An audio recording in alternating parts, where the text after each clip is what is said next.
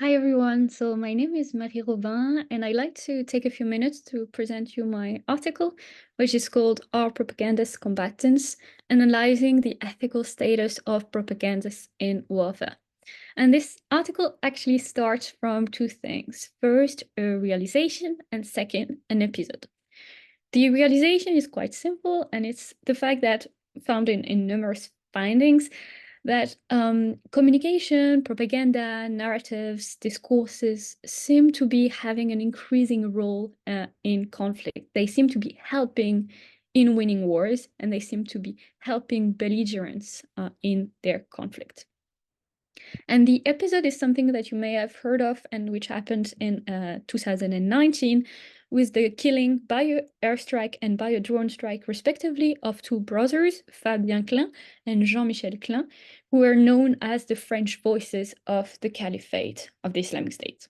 And after the killing of Fabien Klein by an airstrike, the Caliph of the Islamic State, Abu Bakr al-Baghdadi, actually released a statement thanking his mujahid brother, so his combatant brother.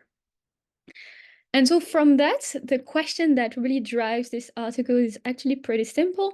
It is, if propagandists seemingly increasingly help belligerents, which is a realization, and if propagandists are seemingly eliminated from the battlefield, including by targeted killing, which is the episode that I just related to you, are propagandists combatants? And if so, to what degree of harm can they be exposed?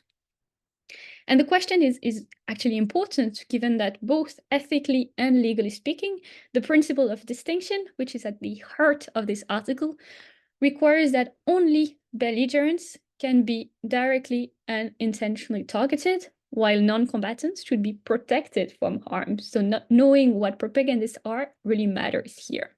So this article seeks to propose an answer to these questions using the just war tradition and the ethics literature more generally. So what I do in the article is I start by exploring the current frameworks of distinction. So Michael Walzer's distinction between combatants and non-combatants, Jeff McMahon's distinction between liability to harm and non-liability to harm, for example. And I use that to argue that propagandists may probably be morally understood as indirectly participating civilians. This category is a category introduced by Michael Gross. And indirectly participating civilians are not liable to lethal harm. This means that propagandists, if we follow this conception, cannot be directly targeted because of their activities. But as indirectly participating civilians, following Gross's conception, propagandists may probably, under certain circumstances, be liable to less than lethal harm. And what does that mean? Less than lethal harm refers to a set of practices that are able to disable, but without long-term injury or irreversible harm. And in the article, I identify three types of less than lethal harm: destruction of property, for example, destroying the computer; deprivation of liberty, for example, a curfew, exile; and finally, isolation, so confinement, privation of contacts, so with a gradation of harm between the three categories. But the key question now is that if we argue that propagandists are not liable to lethal harm, but maximally to less than lethal harm, to which degree of less than lethal harm can they be exposed? In other words, is this more destruction of property? Is this more isolation, depending on the cases? And so what I did is that, following a tradition within the just war tradition, is that I proposed a reflection built on criteria.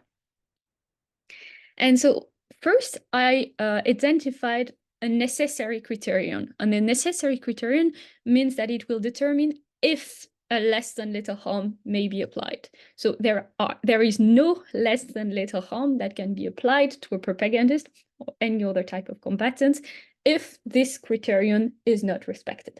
And this criterion that I posit as necessary criterion is necessity. It's a criterion that we find in the just war tradition as military necessity, but I use here Seth Lazar's reinvention of necessity. This is through necessity that we'll be able to say if propagandists may be exposed to less than little harm. Once this has been decided, I then propose to reflect on the type of less than little harm that they can be exposed to.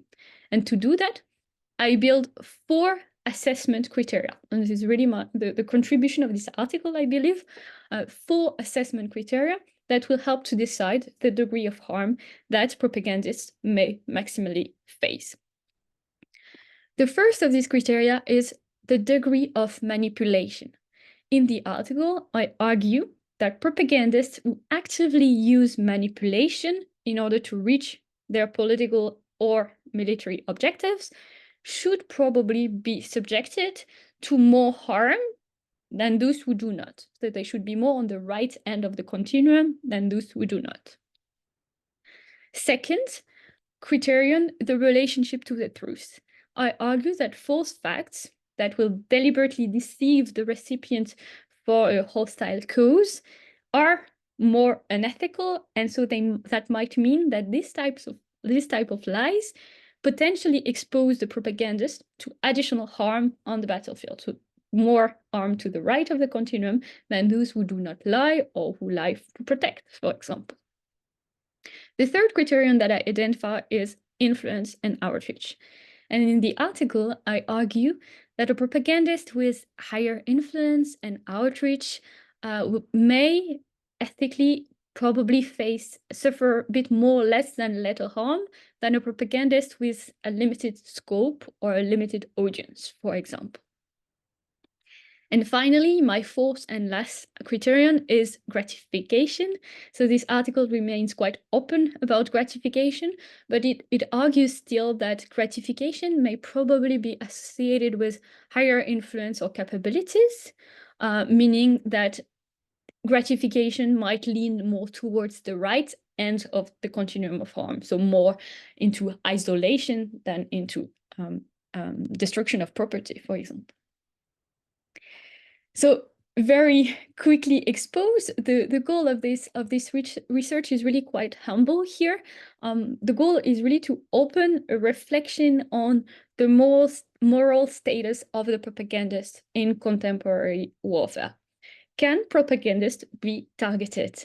What type of harm is morally applicable to this category of combatants? And my hope is that more research could then assess the relevance of these proposed criteria onto specific propaganda cases, or, for example, to reflect on the link between the criteria that I just exposed and Michael Gross's distinction between directly and indirectly participating civilians, for example. So if all of this sounds like something that may be of interest to you, I invite you to have a look at the article published in the Review of International Studies, or to reach out. Thank you very much.